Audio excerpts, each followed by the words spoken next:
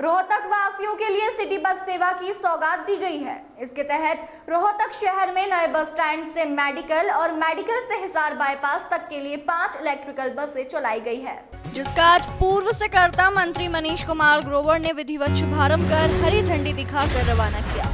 इस दौरान रोहतक जीएम विपिन शर्मा मौजूद रहे।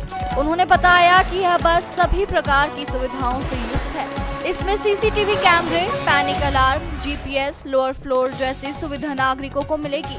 वहीं जिस तरह से हीट वेव चल रही है, उसके चलते प्रशासन द्वारा बचाव के लिए हिदायत भी दी जा रही है, जिसमें यह बस काफी सपोर्ट करेगी, क्योंकि यह बस पूरी तरह से फुली एसी है। कम से कम किराया 10 रुपए से अधिक दूरी के लिए 20 रुपए तक लिया जा रहा है। वहीं पूर्व सहकारिता मंत्री मनीष ग्रोवर ने कहा कि इससे रोहतक वासियों को काफी फायदा होगा। इतनी गर्मी में लोग परेशान होते हैं, अब आराम से इन बसों में बैठकर सफर कर सकते हैं। वहीं उन्होंने पहलगाम में हुए आतंकी हमले पर भी प्रतिक्रिया दी। उन्होंने कहा कि पाकिस्तान के फौजियों ने इस घटना को अंजाम दिया।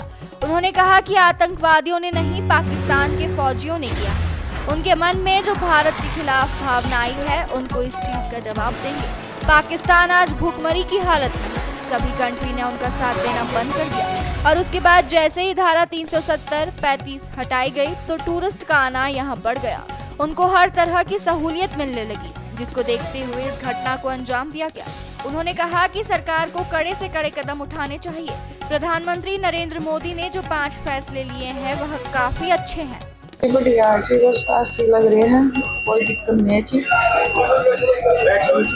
बहुत सही है, सिक्योरिटी को लेकर भी। हाँ जी, बढ़िया जी। वैसे देखिए, टोटल 5 बसें ये रहेंगी और जो 5 बसें हैं ये सारी जीपीएस से लैस हैं, सभी में पैनिक बटन्स हैं और सभी बसें एसी बसेस हैं। इसके अलावा इनका जो किराया रहेगा वो 10 रुपये, 15 रुपये और 20 रुपये डिस्टेंस के अकॉर्डिंग ये मान्य होगा। इसके अलावा ये शहरवासियों के लिए रोहतक के अंदर ये पब्लिक ट्रांसपोर्ट में एक मॉडर्निटी की तरफ हम जा रहे हैं, जब हम एक एफिशिएंट पब्लिक ट्रांसपोर्ट सिस्टम पूरे शहर को उसकी सौगात प्रदान करें। बिल्कुल, क्योंकि लोग जो है नई सुविधा जो मिलेगी, लोग और बसें हैं और काफ़ी, और जिस तरह से भरमार है ऑटो की, तो उससे कहीं ना कहीं देखिए, बिल्कुल, एक तो किराया काफ़ी कम होगा, जैसा मैंने बताया 10 रुपये से 20 रुपये तक मैक्सिमम ये किराया रहेगा। और गर्मी के अंदर जो है ये सारी बसें एसी का अनुभव, गर्मी से निजात इसमें पूरे शहरवासियों को मिलेगी। इसके अलावा चाहे इसमें पैनिक बटन्स हों, जीपीएस हो, सिक्योरिटी कैमरास भी इसके अंदर होंगे, तो इससे सुरक्षित और आरामदायक पब्लिक ट्रांसपोर्ट सारे शहरवासियों को प्रदान किया जाए। लोगों को क्या कहना चाहेंगे इसमें? देखिए, मेरी सभी शहरवासियों से अपील है कि आप जितना हो सके पब्लिक ट्रांसपोर्ट का उपयोग करें। जैसा हम देख रहे हैं कि क्लाइमेट चेंज एक बहुत बड़ा इशू है और ख़ासकर पूरे उत्तर भारत के अंदर पोल्यूशन एक बहुत बड़ा चैलेंज हमारे सामने रहता है। तो मेरी आप सभी से अपील है कि जो पब्लिक ट्रांसपोर्ट हमारा, जो इतनी सुविधाएं सरकार दे रही है, आप उसका ज़रूर लाभ उठाएं, ताकि एक तरफ से हमारा पोल्यूशन लेवल भी हमारे कम हो, हमें सांस लेने में भी अच्छा रहे, और दूसरा जो है हमारे इसमें बचत भी हो, हमारे जो जेब खर्ची है वो भी कम होगी, क्योंकि इसके किराए भी काफ़ी किफ़ायती हैं। इसके अलावा जो है इसमें सुविधा भी मैंने आपको बताई, एसी बसेस हैं और तमाम प्रकार की सुविधाएं इसमें उपलब्ध रहेंगी। तो मैं सारे शहरवासियों से ये अपील करना चाहूँगा कि भरपूर मात्रा में बढ़ चढ़ करके हमारी लो फ्लोर एसी बसेस का, पब्लिक ट्रांसपोर्ट का आप उपयोग करें। हरियाणा सरकार द्वारा पूरे प्रदेश के अंदर इलेक्ट्रॉनिक बस है और रोहतक के अंदर वर्तमान में ये 5 बसें रूट है और ये पूरे नगर में जाते हैं।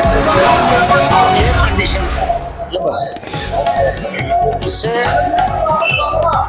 इस गर्मी के मौसम में पैसेंजर को ये सुविधा मिल रही है। श्री नायब सैनी जी द्वारा ये सौगात देना, मैं हरियाणा की ओर से, रोहतक की ओर से श्री नायब सैनी जी का बहुत बहुत धन्यवाद करता हूँ, क्योंकि जिस तरह का पर्यावरण प्रदूषण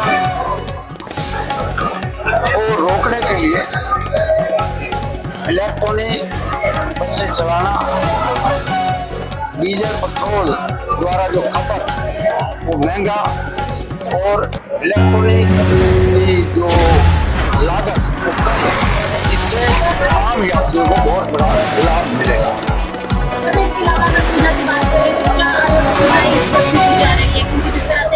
पैनिक अलार्म जो है स्पेशियस है, एयर कंडीशन है और बैठने की सुविधा है और आप दिन भर इसमें से कितना भी घूम सकते हो। एक दूसरे व्हीकल पे ज़्यादा इसका फेयर लगता है और इसमें कम लगता है। इससे व्यापारियों को और नागरिकों को और यात्रियों को बहुत बड़ा फायदा मिलता है। इसका संचालन कौन कर रहा है? हरियाणा रोडवेज द्वारा इसको संचालित किया जा रहा है। प्राइवेट इसका बताया जा रहा है ड्राइवर है, ज्वाइंट वेंचर है बहुत ही, हरियाणा सरकार का और जीबीएम कंपनी ज्वाइंट वेंचर बताया गया, जैसे प्राइवेट और सरकार द्वारा उसे एग्रीमेंट में चलाया गया। कितना फायदा होगा? ये तो आप यात्रियों से पूछ सकते हो कि इसका कितना लाभ है। मैंने जैसे अभी पूछा कि यहाँ से मात्र पावर 15 रुपए का आज के दिन को ज़्यादा यात्री कर नहीं है, इसलिए यात्री किराया ज़्यादा नहीं लग रहा। इसे मैं कह रहा हूँ इस AC में जाना एक यात्रियों के लिए बहुत बड़ी भारी सुविधा। आतंकवादी हमला इतना बड़ा हुआ पहलगाम में, पाकिस्तान की बुखलाहट, पाकिस्तान भुखमरी में है। भारत सारे वर्ल्ड के अरब कंट्रियों ने उनका साथ देना बंद कर दिया, जिससे 370 धारा 35 खत्म होने के बाद जिस तरह वहाँ का टूरिज्म बढ़ रहा था, टूरिज्म को वहाँ पे हर चीज़ में सहूलत मिल रही थी। इसलिए मैं समझता हूँ ये आतंकवादी नहीं, ये वहाँ का जो फौजी है, तो वहाँ फौजियों के मन में जो एक भावना आई है हमारे खिलाफ, ये उनके लिए देश के प्रधानमंत्री और देश के 140 करोड़ लोग उनको ऐसा ठोकेंगे कि शायद पाकिस्तान भूल जाएगा कि किसके साथ भारत की जनता के साथ छेड़खानी की है और धर्म पूछकर जिस तरह उन्होंने अत्याचार किया, उनको मारा है, तो परमात्मा उनको माफ नहीं करे। अच्छा, एक धर्म पूछकर तो बात की जा रही है, मुसलमानों की विद्यार्थी है, और वही अगर बात करें तो लश्कर-ए-तैयबा जिस तरह से उन्होंने इसकी जिम्मेदारी ली है आतंकवादी संगठन ने, तो क्या इंटेलिजेंस के पास में रिपोर्ट कही थी, क्योंकि सक्रिय बताए जा रहे हैं 1 महीने से उस एरिया में? जानकारी आप जिस सवाल को कर रहे हैं, मैंने कहा कि फौजियों द्वारा,